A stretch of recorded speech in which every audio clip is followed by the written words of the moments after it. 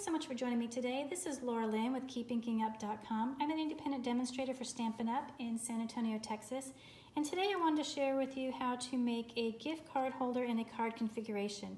You can send gift cards in a box, in a bag, in a pouch, in an envelope, all different kinds of ways. Decorate them all nicely and present them to your friends or family. But I tend to like to make them in a card configuration because I mail a lot of them.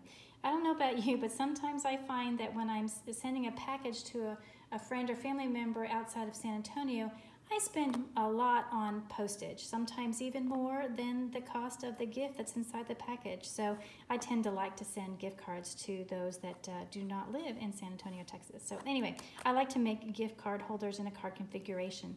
So in this video, I'm going to show you how to make the card base. I'm not going to necessarily show you how to decorate the card. You can do that however you would wish, but I will show you a couple of examples. So this is the gift card holder. You find that the gift card's right in here in this little pocket. And so I'm going to show you how to make this base. Okay, so I'm going to set this aside and I'm going to grab my Simply Scored scoring tool. And I'm going to use a standard card base. This is 4 1/4 by 11. I am in the United States, so I start with a sheet of cardstock that is 8 1/2 by 11. So this is a half of a sheet of 8 1/2 by 11. If you do not use 8 1/2 by 11 cardstock, you'll need to adjust your measurements accordingly to fit your cardstock. So I have this in this scoring tool, and I am going to score it in half at 5 1/2, like I would for any other card. Then I'm going to flip my card base over, and I'm going to score it again at 2 5/8. So that's 2 5/8. And I will explain why that number is important in a little bit. So I'm going to set my scoring tool aside, and I am going to burnish on my score lines. So here's my card fold, and then this is the other fold that will become my pocket. And here's where the dimension becomes important. If I had scored this directly in half, my card would buckle when I closed it. But since I scored it at less than half, 2 5/8 inches is less than half, then I have this little gap here that allows my card to fold completely flat when closed. So that's really important. So this is going to become my pocket. So to help me get my gift card in and out, I'm going to create a little notch, and I'm using a 2-inch circle punch. You can use any size circle punch you'd like, or you can use a decorative punch if you would prefer.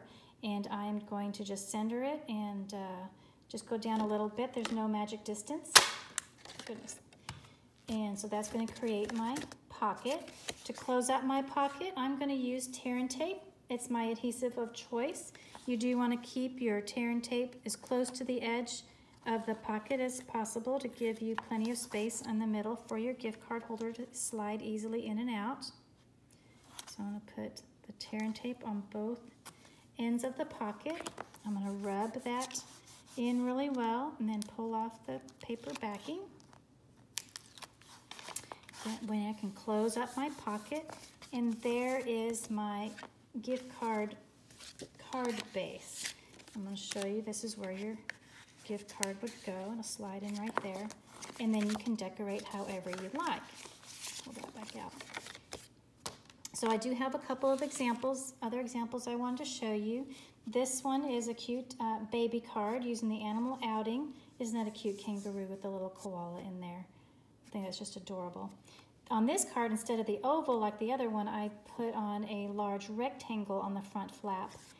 So when I open it, here's the same card base, here's the pocket, and there's the rest of the card base. And then I just added this larger rectangle on there. This designer series paper that I used is part of our current promotion, the buy 3 get 1 free that it ends next week at the end of July. This is the Tropical Escape designer series paper, which has, there's the paper that I use, which has a lot of really pretty green papers, really tropical looking papers, really pretty things. So this is I definitely had to get more of this designer series paper to take advantage of the special. That's another nice leafy one. I almost used this one, but it had pink in it, and I wanted to keep this card kind of gender neutral, so it worked for a boy or a girl card. So that's another example. On the one that I showed you earlier, this one used another designer series paper that is part of the special. This one is the Garden Impressions Designer Series paper. There's the paper I used. And this one has a lot more color to it. Again, really, really pretty papers.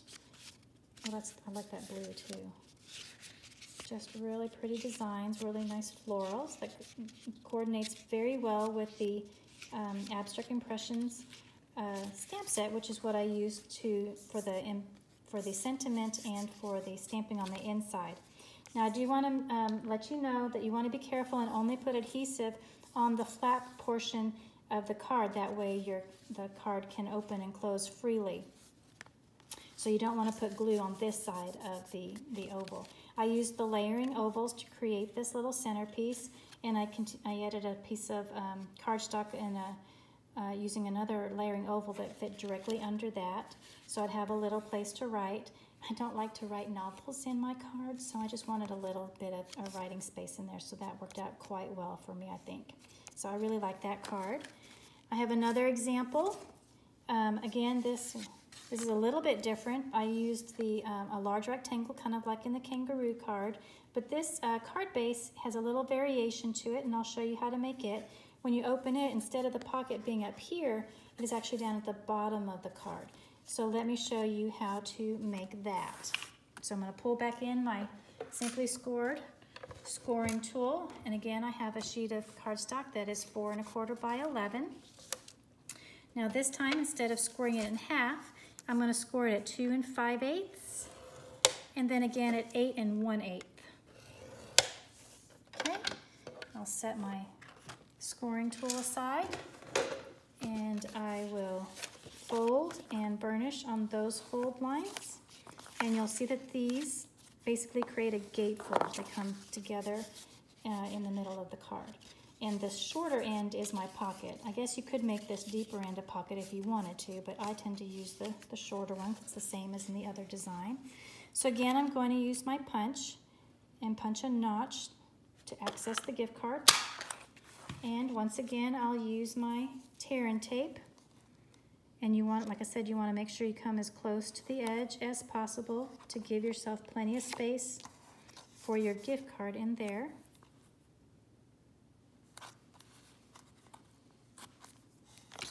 So I'm going to rub that and peel the paper backing off of that